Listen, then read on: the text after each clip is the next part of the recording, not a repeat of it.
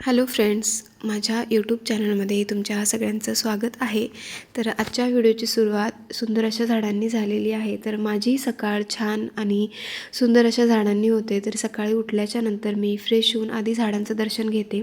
तर सकाळी सकाळी खूप छान आणि प्रसन्न वाटतं आणि घरातल्यापेक्षा बाहेरचं वातावरण थंडगार. सध्या गरमी खूप आहे सगळीकडे, त्यामुळे घरात भरपूर गरम होते. पण तेच आपण घरातून जेव्हा बाहेर येतो तर तेव्हा इतकं छान थंडगार सकाळचं वातावरण खूप छान वाटतं आणि मन प्रसन्न होऊन जाते झाडांचं दर्शन घेतल्याच्या नंतर. तर सकाळी उठल्याच्या नंतर 10 ते 15 मिनिट जर आपण झाडांना दिले ना, तर खूप छान दिवसभर टवटवीत झाडं राहतात. तर फार काही काळजी वगैरे करायची गरज पडत नाही त्यांची. फक्त रेग्युलर पाणी देत राहायचं सकाळी, रोज सकाळी किंवा रोज संध्याकाळचं. तर काय झाडं छान राहतात, वाळत नाहीत, सुकत नाहीत. आता सध्या गरमी खूप असल्यामुळे लगेच माती कोरडी पडायला लागली, त्यामुळे थोडं होईल तेवढं पाणी 2 टाईम देत राहायचं झाडांना. तर मी सकाळी आणि संध्याकाळी देत राहते. तर हे जे कुंड्या आहेत त्या हँग केलेल्या, तर त्यातलीच एक कुंडी तर खाली होल केलेले, तर त्यातून छान शावरसारखं पाणी पडतं आणि ह्या छोट्या छोट्या झाडांना त्याच्यानेच पाणी देऊन घेते. खूप सुंदर वाटतात आणि हिरवीगार टवटवीत झाडं आणि सकाळी सकाळी खूप मन प्रसन्न वाटते झाडांचं दर्शन घेतलं की. तर दिवस खूप छान जातो. आणि सगळ्या झाडांना पाणी वगैरे देऊन झाल्याच्या नंतर माझ्याकडे चहापत्ती होती एक्स्ट्राची अशी, जी वापरात नव्हती. तर तीच झाडांना टाकून घेते. तर जी न वापरलेली जी चहापत्ती असते, तर ती एक चमचा आपण टाकू शकतो. आणि जी आपण वापरलेली चहा वगैरे करून जी आपण धुवून स्वच्छ वाळवलेली माती असते, जी चहापत्ती असते, तर ती चहापत्ती आपण एका कुंडीला 2 चमचे अशा पद्धतीने टाकू शकतो. तर आता ही न वापरलेलीच चहापत्ती आहे, त्याच्यामुळे मी एक चमचा अशा ह्याच्यानुसार मापानुसार मी टाकत आहे सगळ्या कुंड्यांना थोडी थोडी करून. तर ते पण चांगले एक खताप्रमाणेच काम करते. आणि त्या आपलं जे कुकर लावताना आपण डाळ आणि तांदूळ जे धुवून पाणी टाकून देतो, तर ते पाणी टाकून न देता आपण त्या पाण्याचं सुद्धा झाडांना यूज करू शकतो. आपण डायरेक्टली थोडं थोडं टाकू शकतो किंवा एका मोठ्या बकेटात दुसरं पाणी घेऊन जे तांदळाचं मिक्स केलेलं पाणी आहे, तर ते साध्या पाण्यात मिक्स करून ते सुद्धा एक मग सगळ्या झाडांना आपण टाकू शकतो पाणी. तर त्याच्यामुळे झाडे खूप छान हेल्दी होतात. किंवा जी काही आपली कांद्याची साली किंवा फळांचे जे काही साली राहतात, तर त्या पाण्यात रात्रभर भिजवून मग नेक्स्ट डेला ते जे पाणी आहे, तर त्यातलं सगळं कचरा, जे साली वगैरे आहे ते सगळं काढून ते पाणी इतर दुसऱ्या पाण्यात मिक्स करून ते सुद्धा एक मग पाणी सगळ्या झाडांना टाकलं ना, त्यामुळे पण झाडं खूप छान हिरवीगार टवटवीत राहतात. तर प्रत्येक वेळी बाहेरून नर्सरीतून खत आणून टाकावा याची गरज नसते. तर आपण थोडं थोडं आपल्या घरगुती ज्या वापरातल्या वस्तू असतात त्यापासूनही आपण झाडांना छान खताप्रमाणेच हे करू शकतो आपण छान त्यांना. तर खूप छान होतात झाडं त्याच्याने, छान हिरवीगार टवटवीत. आणि आता पावसाळ्यात झाडं खूप सुंदर आणि छान होतात. तर सकाळचं हे माझं रोजचंच राहते रुटीन, जे रोज सकाळी उठल्याच्यानंतर झाडाचं दर्शन घेणं आणि झाडांना पाणी टाकणं. तर हे झाल्याच्यानंतर मग खाली जाऊन मुलांचं टिफिनची तयारी करते. तर आज पनीरची भाजी करायची होती मला.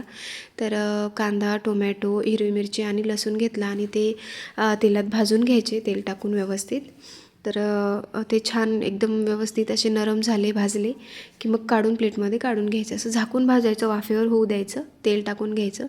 त्यामुळे व्यवस्थित छान भाजतात आणि नरम पण होतात. तर हे सगळं काढून घ्यायचं आणि मिक्सरमध्ये काढून मग आपण त्याची ग्रेव्ही बनवू शकतो. तर खूप छान टेस्ट लागते पनीरची भाजी. आमच्या घरी सगळ्यांनाच आवडते, सगळ्यांची फेवरेट आहे. तर पनीरची भाजी आणि पोळी टिफिनला द्यायची होती मुलांना मला. तर तीच तयारी चालू आहे. आता स्कूल पण सुरू झाले आणि रेग्युलर स्कूल म्हटलं की टिफिन 2-2 टिफिन द्यावं लागतात मुलांना, एक शॉर्ट आणि एक लाँग ब्रेकचा. तर त्याची तयारी आता. तर पनीर घेतलं आणि हे मोठ्या पीसमध्ये असं कट करून घ्यायचं आणि भाजून घ्यायचं. आणि भाजून झाल्याच्या नंतर मग छोटे छोटे तुकडे करून घ्यायचे. कारण आपण तळून पण घेऊ शकतो. जर छोटे छोटे तुकडे केले तर आपण डायरेक्ट तळू शकतो. आणि जर भाजूनच घ्यायचं असेल तर मोठे तुकडे करूनच भाजून घ्यायचं आणि नंतर मग बारीक आपण आपल्याला हवे तशा त्याचे कट करून घेऊ शकतो आपण. तर हे मिक्सरमधून काढून घ्यायचं, त्याची बारीक प्युरी करून घ्यायची. आणि हा आहे पनीर टिक्का मसाला. तर ह्याच्यामध्ये दूध टाकून ह्याचंसुद्धा पेस्ट बनवून घ्यायची. खूप इझी रेसिपी आहे आणि टेस्टला पण खूप छान लागते.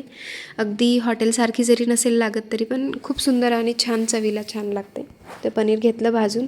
त्यानंतर आता फोडणीची तयारी. तर कढईत तेल घ्यायचं आणि जी आपण टोमॅटो कांद्याची प्युरी जी बनवली होती, तर ती तेलात टाकून घ्यायची.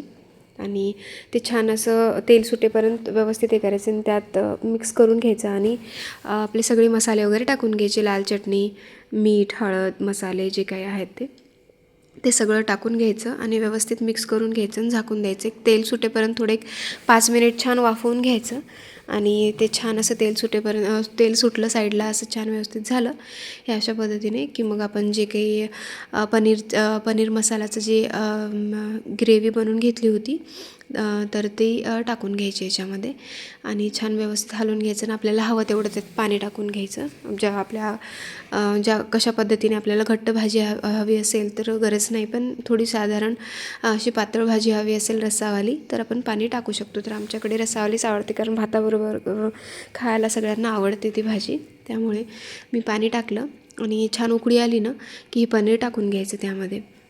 तर छान शिजवू द्यायचं, एक 5 मिनिट व्यवस्थित छान शिजून झालं की कोथिंबीर टाकून द्यायची. तर खूप छान टेस्टला लागते आणि मुलांना पण खूप आवडते आणि टिफिनला नेण्यासाठी खास मुलं हट्ट करतात, मला पनीरचीच भाजी हवी आहे टिफिनला. आणि खूप लवकर होते, फार जास्त वेळ नाही लागत, इतर भाज्याप्रमाणेच याला वेळ लागतो. तर खूप छान टेस्टी होते. तर भाजी झाली आणि पोळ्या पण झाल्या, मुलांचे टिफिन बांधले, मिस्टरांचाही बांधला आणि सगळ्यांची रेडी झाल्याच्या नंतर मुलंही स्कूलला गेली.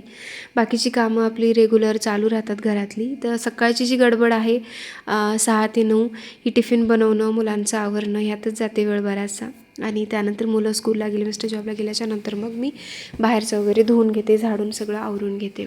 तर ह्या कामात बराचसा वेळ जातो. सकाळच्या धावपळीत बाहेरचं काही झाडणं वगैरे होत नाही, त्यामुळे मी मुलं स्कूलला गेल्याच्या नंतरच मग बाकीची ही कामं करत असते.